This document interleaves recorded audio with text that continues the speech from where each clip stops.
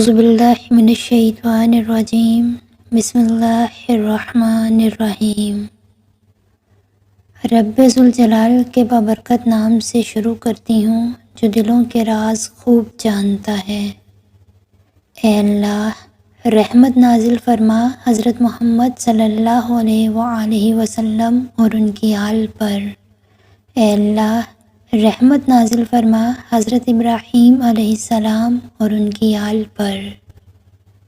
ناظرین، آج کا ہمارا موضوع ہے لوح محفوظ کیا ہے؟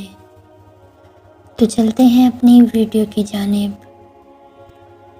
ایک ایسی تختی جس میں اس کائنات کے تمام راز لکھے ہوئے ہیں، کس کو کس طرح کی موت آئے گی اور کون کس حال میں مرے گا، اور کس کا حشر کیسا ہوگا، اور کس کی زندگی میں کون کون سے حالات درپیش ہوں گے۔ الغرض تمام زمین و آسمان اور اس پر اسرار دنیا و کائنات کے تمام راز اس تختی پر تحریر ہیں۔ ناظرین، کیا آپ جانتے ہیں کہ لوح محفوظ کیا ہے اور یہ کہاں پر ہے؟ اللہ تبارک و تعالی نے لوح محفوظ کو کس طرح پیدا کیا، اس کی شکل و صورت کیسی ہے، اور اس کو کس چیز سے بنایا گیا ہے، اور لوح محفوظ کے اندر اس کائنات کے کون کون سے راز تحریر کیے ہوئے ہیں، اور جب اللہ تبارک و تعالی کسی کام کا ارادہ کرتا ہے تو اس کام کو کیسے انجام دیا جاتا ہے، اور لوح محفوظ پر اللہ تبارک و تعالی نے کس فرشتے کی ڈیوٹی لگائی ہوئی ہے، اور کیا لوح محفوظ میں لکھی ہوئی تحریریں بدلی جا سکتی ہیں؟ تو ناظرین، ان تمام سوالات کے جوابات قرآن و حدیث کی روشنی میں آج ہم آپ کو بتائیں گے۔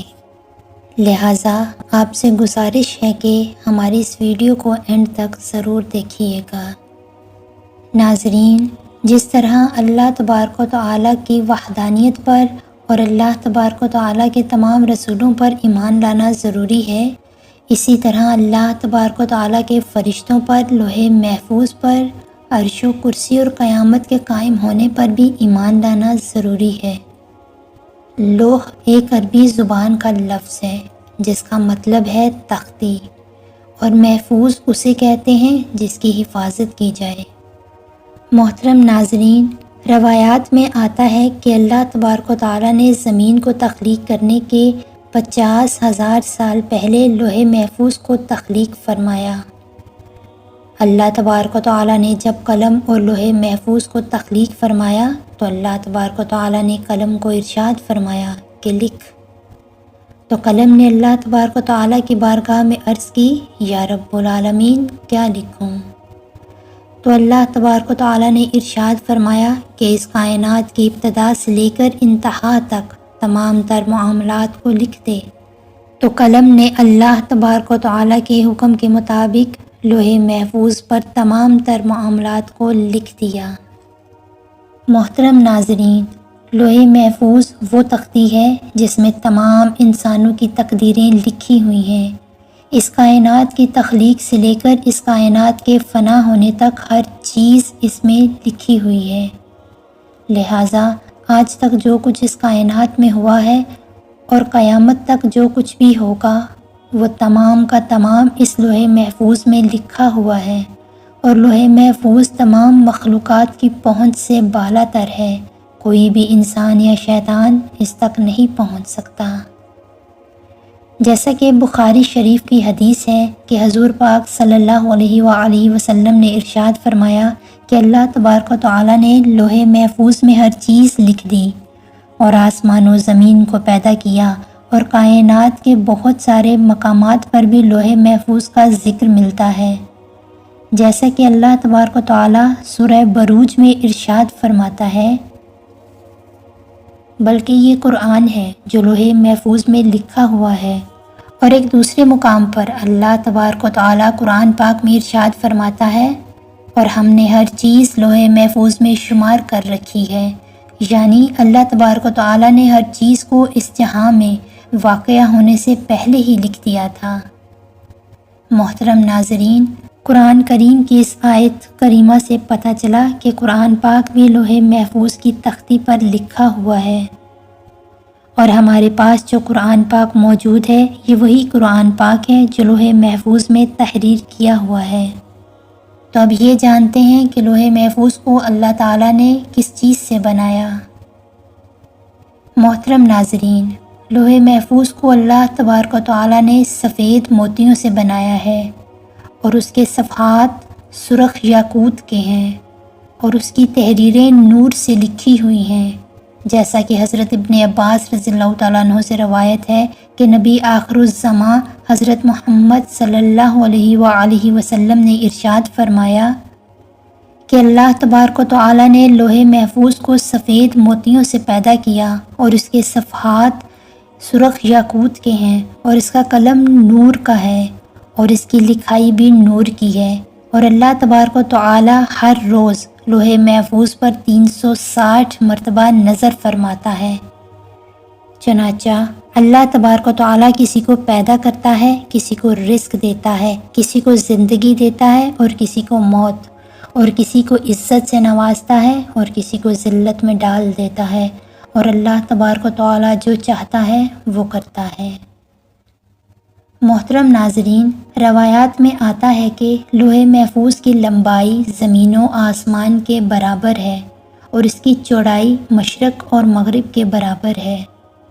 لوح محفوظ عرش کی دائیں جانب ہے اور عرش کے ساتھ لٹکی ہوئی ہے، اور اس کی اصل ایک فرشتے کی گود میں ہے۔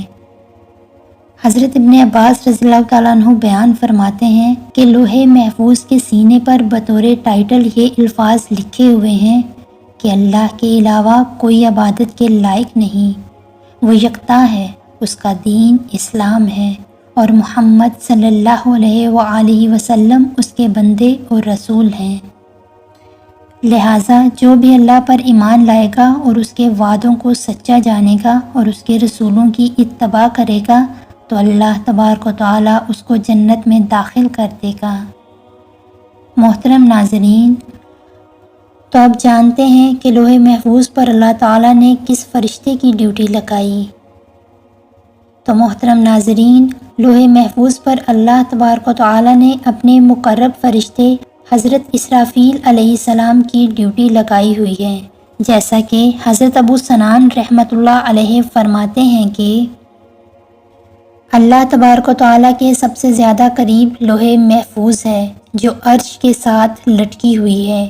جب اللہ تبارک و تعالیٰ کسی چیز کا ارادہ فرماتا ہے تو لوح محفوظ میں لکھ دیتا ہے، تو یہ لوح محفوظ حضرت اسرافیل علیہ السلام کے ماتھے کو آ کر ٹکراتی ہے، جبکہ حضرت اسرافیل علیہ السلام اللہ تبارک و تعالیٰ کی عظمت کی وجہ سے اپنے سر کو جھکائے ہوئے ہیں اور اپنی نظروں کو نہیں اٹھاتے ہیں۔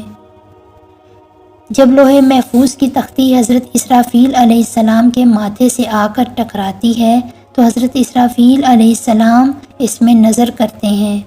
اگر اس میں اللہ تبارک و تعالیٰ کا حکم آسمان والوں کے متعلق ہوتا ہے تو حضرت اسرافیل علیہ السلام حضرت میکائیل علیہ السلام کے سپرد کر دیتے ہیں، اور اگر کوئی حکم زمین والوں کے متعلق ہوتا ہے تو حضرت اسرافیل علیہ السلام اس حکم کو حضرت جبرائیل علیہ السلام کے سپرد کر دیتے ہیں۔ پس سب سے پہلے روز قیامت جس چیز کا حساب ہوگا وہ لوح محفوظ ہوگی۔ محترم ناظرین، جب روز قیامت اللہ تبارک و تعالیٰ لوح محفوظ کو حساب کے لیے بلائے گا تو اس کے سب جوڑ کانپ رہے ہوں گے، تو اللہ تبارک و تعالیٰ لوح محفوظ سے فرمائے گا، کیا تو نے میرے حکم پہنچا دیے تھے؟ تو لوح محفوظ اللہ تبارک و تعالیٰ کی بارگاہ میں عرض کرے گی، جی ہاں یا رب العالمین۔ تو کہا جائے گا، تیرے حق میں کون گواہی دے گا؟ تو وہ اللہ تبارک و تعالیٰ کی بارگاہ میں عرض کرے گی، حضرت اسرافیل علیہ السلام۔ تو اس وقت حضرت اسرافیل علیہ السلام کو بلایا جائے گا۔ اس وقت حضرت اسرافیل علیہ السلام کے بھی جوڑ کانپ رہے ہوں گے۔ اللہ تبارک و تعالیٰ حضرت اسرافیل علیہ السلام سے فرمائے گا، کیا تجھے لوح محفوظ نے میرے تمام احکامات پہنچا دیے تھے؟ تو حضرت اسرافیل علیہ السلام اللہ تبارک و تعالیٰ کی بارگاہ میں عرض کریں گے، جی ہاں یا رب العالمین۔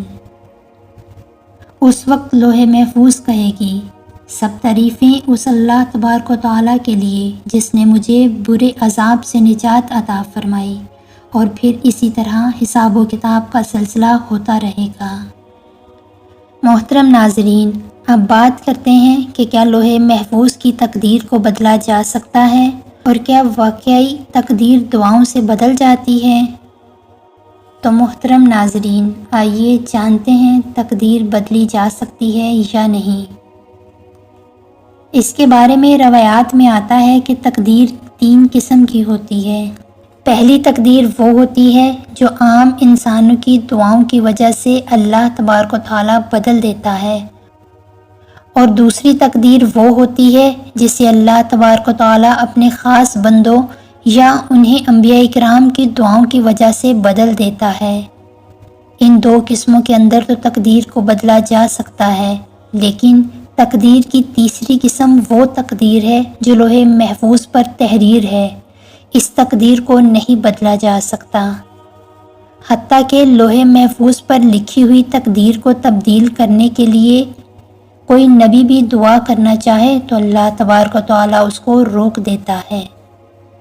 محترم ناظرین، اس سے معلوم ہوا کہ لوح محفوظ پر جو کچھ بھی لکھا ہوا ہے اس میں کسی قسم کی کوئی تبدیلی نہیں ہو سکتی، اور لوح محفوظ پر لکھی ہوئی تقدیر کو کسی طرح بھی بدلا نہیں جا سکتا۔